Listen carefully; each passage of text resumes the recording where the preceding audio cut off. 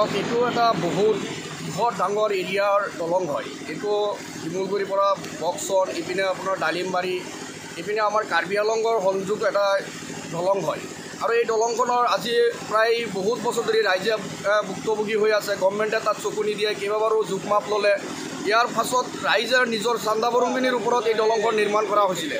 আজি এই দলংখন ভাঙি যোৱাৰ পাছত মানুহবিলাকৰ বহুত সমস্যাৰ সন্মুখীন হৈছে।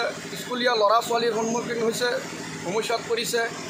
আৰু ইপিনে আমাৰ ধৰক যিটো দলং ভাঙিছে, এই দলঙৰ ফলতো আৰু এই পানীবিলাক ওলোৱা যোৱাৰ পাছত মানুহৰ ঘৰ দুৱাৰ এইবিলাকত পানী সোমাইছে, মানুহৰ বৃহৎ সমস্যা হৈছে। আৰু এই পানীটো এৰাৰ আগতে তেওঁলোকে নিউজ কৰিব লাগিছিলে, ৰাইজক সতৰ্ক কৰিব লাগিছিলে। কোনো ধৰণৰ সতৰ্ক নোহোৱাকৈ পানীখন এৰি দিয়াৰ ফলত আজি এই বৃহৎ এৰিয়াৰ আজি মানুহৰ সমস্যাৰ সন্মুখীন হৈছে। গতিকে চৰকাৰ প্ৰশাসনে এইবিলাকত অলপ চকু দিব লাগে। আৰু এই বান্ধখনৰ পানী এৰি দিয়াৰ আগত তেওঁলোকে কোনো নিউজ নকৰাকৈ কেনেকৈ পানীটো এৰি দিয়ে, ইয়াৰ কাৰণে কিছু অলপ চৰকাৰে বিহিত ব্যৱস্থা ল'ব লাগে।